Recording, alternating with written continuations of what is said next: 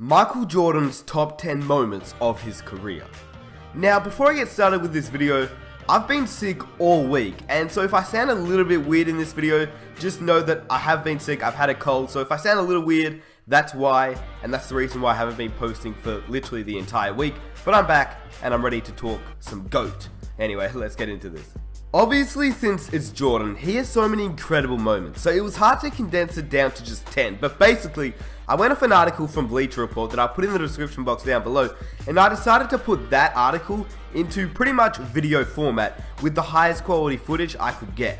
Some of these games aren't just Jordan's greatest games, they are some of the greatest games in NBA history.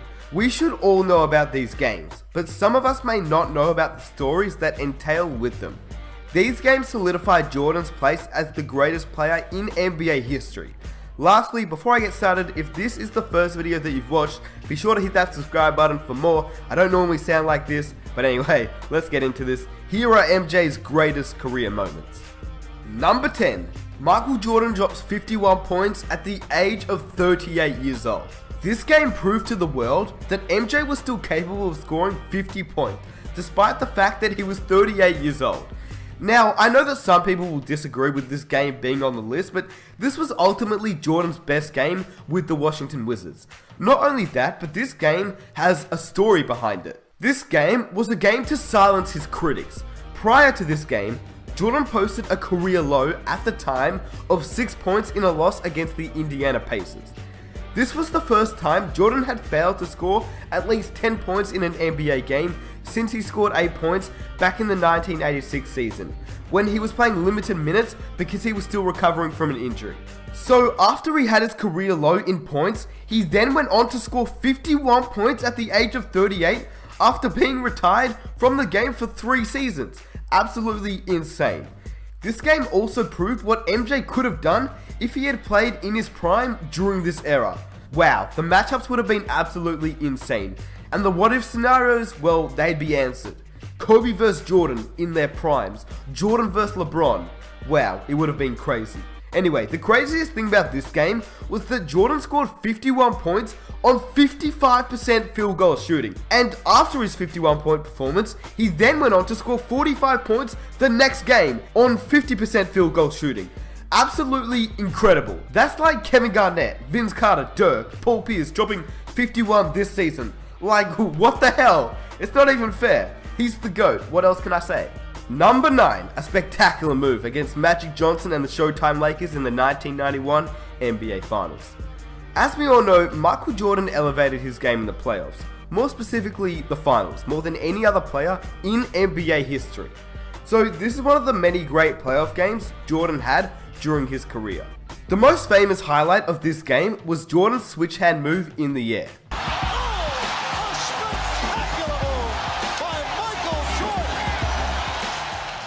But that amazing move wasn't the only reason why this game is so great. This was game 2 of the 1991 NBA Finals, and the Bulls had lost game 1. So this game was crucial for them. Otherwise, they would have gone down 0-2 heading to LA. Jordan's performance was so great, one of his greatest performances ever in fact. He scored 33 points and recorded 7 rebounds, 13 assists, 2 steals, and 1 block. That was a great all-around game by Jordan. He also had an amazing shooting performance as he shot 83.3% from the field, which is absolutely insane. That means he took 18 shots and made 15 of them, which is absolutely ridiculous. This was the game in which he also made 13 consecutive field goals. This is an NBA record, and this is not even his best finals game, which is just ridiculous in my opinion. Number 8. The Shrug in the 1992 NBA Finals. We have here another great finals performance. This game was important because it proved that Jordan had no real weaknesses. We all know that Jordan wasn't a great 3-point shooter, but to his credit, I must say that at the time that Jordan played, 3-point shooting wasn't all that big. And well, he didn't really care about shooting from 3-point range. To be honest, it's Jordan. If he wanted to shoot threes, he probably would have been able to. But this was the game where Jordan would answer the world and show that he could shoot threes, because when the Bulls wanted him to shoot threes and make them, he would do it.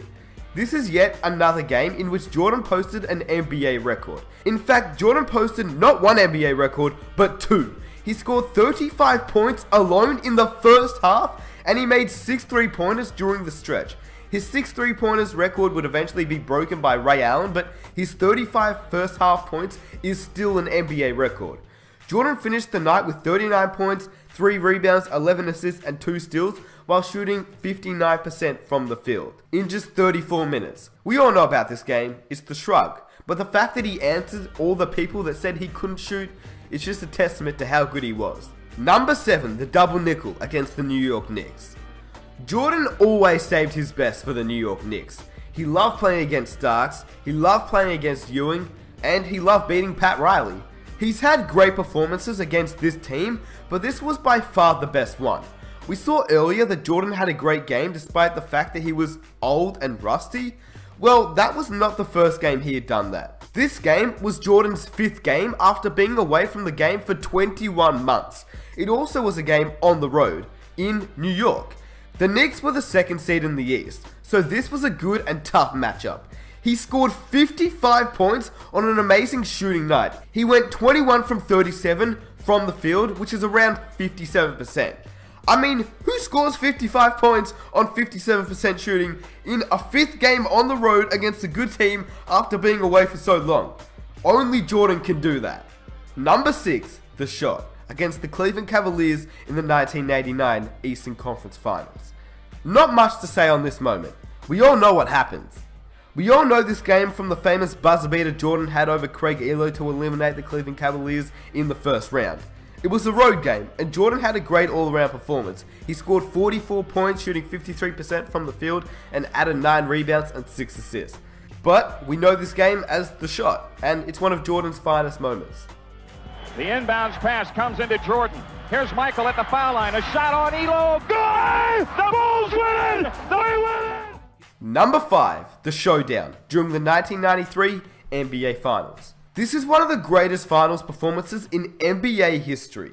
Jordan scored 55 points, which tied the 2nd most points scored in an NBA Finals. Jordan did what he did best, attack the basket.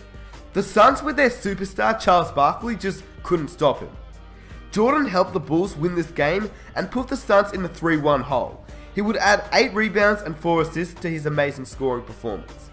Unfortunately for Charles Barkley, Michael Jordan was probably the main reason why he never got a ring, which is quite sad, but that just shows Jordan's greatness.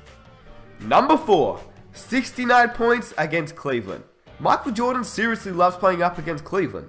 Surprisingly, no, this isn't an NBA Finals game or even a playoffs game, but a game where you almost drop 70 points doesn't go unnoticed. This was Jordan's career high in points. It was a road game against the tough and talented Cleveland Cavaliers. And some will use the overtime excuse to diminish this achievement, but scoring 69 points in a close game is much harder than scoring 69 points when your team is winning by double digits.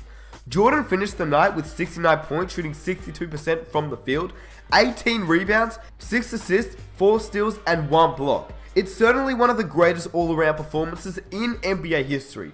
And this was Jordan's career high in points, like I said, so this is definitely worthy of the number 4 spot. It still amazes me how Kobe and Jordan could score this many points in the era that they were playing in. It's just incredible. Anyway, let's get on to number 3. Number 3, the flu game. This performance is arguably Jordan's greatest performance ever. A Game 5 is crucial in the best of 7 final series when the series is tied at 2 games apiece, since the winner of that game would be 1 win away from the championship. The Game 5 winner in the NBA Finals ends up winning the series most of the time. The momentum was on the side of the Utah Jazz, and it didn't make things easier for the Bulls playing on the road. But this was not the biggest problem the Bulls had. Jordan was diagnosed with a stomach virus. Just by watching the game, one could see how sick and fatigued Jordan was feeling that night. But this flu wasn't going to stop Jordan. He knew the importance of this game, so he was playing against all odds. The Jazz though, they took an early 16-point lead. And at first, it would seem like the Bulls would never recover from that deficit. And it seemed almost impossible. But they did, thanks to Jordan. He scored 17 points in the second quarter alone to cut the lead to just 4. Then, with less than a minute to go in the fourth quarter, the game was tied.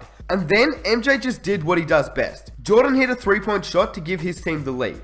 the Bulls would win the game, heading back to Chicago with a 3-2 series lead, thanks to Jordan's heroic efforts. Jordan finished the night with 38 points on 48% field goal shooting to go along with 7 rebounds, 5 assists, 3 steals, 1 block, and 44 minutes played, including 15 points in the fourth quarter, and the game winner. Number 2, Jordan dropped 63 points on Larry Bird. This could easily be the greatest game in Jordan's career. Jordan scored 63 points in a double overtime playoff game against the Boston Celtics, who at that time were at the peak of their power. This is still an NBA record for the most points scored in a playoff game. But what makes this game so great is more than that. Let's start off with the competition. Now, one thing about Jordan is that he saved his best for the best. The 1985-86 Boston Celtics team is one of the best teams in NBA history. This team had a 67-15 record, including a 40-1 record at home. It featured 5 Hall of Fame players: Larry Bird, Kevin McHale, Robert Parrish, Dennis Johnson, and Bill Walton. Bill Walton was obviously past his prime, but he was still an MVP at one point. Yeah, well, those were before the injuries. Anyway, the team was 3rd in the offensive rating and 1st in defensive rating. Scoring 63 points against a team like that is no easy task, especially when one of those players, Dennis Johnson, made the all-defensive team multiple times. And Larry Bird was actually an underrated defender as well. But this was even more difficult because it was just Jordan's 2nd season. To give you an idea, that's like D'Angelo Russell or someone like him dropping 63 points on the Golden State Warriors and on Kevin Durant next season. Just absolutely insane. Obviously, D'Angelo's not going to do that. He's not as good as Jordan. He's just a snitch. Just kidding. I'm kidding. But like I said, this was Jordan's 2nd season in the league. Not only that, but he missed 64 games and he still had one of the greatest games in NBA history. He also added 5 rebounds, 6 assists, 3 steals, and 2 blocks. What makes this scoring performance even more impressive is the fact that Jordan didn't even have a single 3-point shot. Like, 63 points is crazy, but he didn't shoot one 3-point shot. What the hell? Insane. And number 1, the last shot in the 1998 NBA Finals. Let's just set the scenario for those that don't know, which I'm pretty sure you all should know, but if you don't, the Bulls entered the game with a 3-2 series lead over the Utah Jazz. But Game 6 was in Utah, not in Chicago. A 7th game would have been played in Utah as well. The odds favored Utah to win this game and send the series to a 7th game. The momentum was on the side of the Utah Jazz, and few teams have won a finals game 7 on the road. So the pressure was on the Bulls. To make things worse, Pippen was dealing with some injuries of his own. He played only 26 minutes in this game because he had a back injury. As you can see, virtually everything was against Chicago.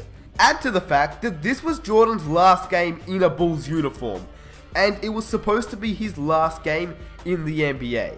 The game was ultra competitive. It was so competitive, in fact, that with less than 1 minute left in the fourth quarter, the game was tied. But John Stockton hit a shot from 3 to break the tie and give the Jazz a 3-point lead with just 41.9 seconds left remaining. At first, it would seem that the Utah Jazz won the game, but with Jordan on the floor, as we know, anything is possible. Jordan attacked the basket on his next play and scored within 4 seconds to cut the lead to just 1. Chicago had to play great defense and hope for a Utah Jazz turnover or a missed shot. The turnover came when MJ took the ball away from Malone's hands. He scored with just 5.2 seconds left to give the Bulls a 1-point lead. The Jazz missed their last shot and the Bulls won the game and the NBA championship. Jordan finished the night with 45 points, including 16 in the fourth quarter. When the Bulls were trailing by 3 with less than a minute to go, Jordan made 3 crucial plays to lead the team to victory. This is what I call being clutch, not just some game winner in an insignificant regular season game. So yeah, that's pretty much it. I mean, the time he told Dikembe Mutombo that he would hit a free throw with his eyes closed was pretty dope too.